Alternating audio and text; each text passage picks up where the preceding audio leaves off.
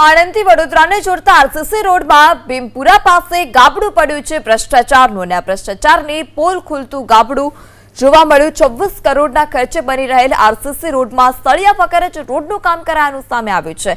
શેરકી, કોયલી, સિંધરોટ, અનગઢ, ઉમેટા, આંકલાવ, બોરસદ અને આણંદને જોડતા મુખ્ય રોડનું 26 કરોડના ખર્ચે માર્ગ અને મકાન વિભાગ તરફથી નિર્માણ કરવામાં આવી રહ્યું છે।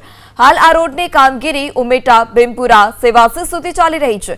જો કે ભીમપુરા ગામે પાણીની લાઇન પર આરસીસી રોડની એક ભાગ બેસી ગયો અને મોટું ભંગાણ સર્જાયું। આરસીસીમાં ગાબડું પડતા જ અંદર કોઈ સ્ટીલ કે લોખંડનો ઉપયોગ જ ન થયો હોવાનો આરોપ છે। આ અંગે સ્થાનિકોએ સરકારને પત્ર પાઠવી રોડના કામમાં ભ્રષ્ટાચારની તટસ્થ તપાસ કરાવવા માંગ કરી। પણ હજુ એક મહિનો થયો ને ગાબડું પડી ગયું છે। તેનું કારણ તો કેવી રીતે મટીરિયલ વાપર્યું, કેવી રીતે શું કર્યું એ અમને તો રોડ ખાતાવાળાને જોવું પડે ને।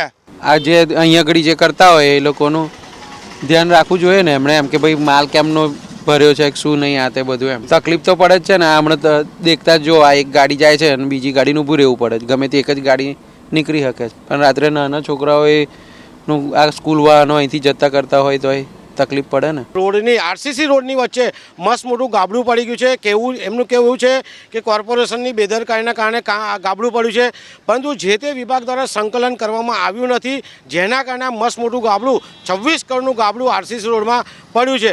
અત્યારે નાગરિકોને અવરજવરમાં તકલીફ પડી રહી છે।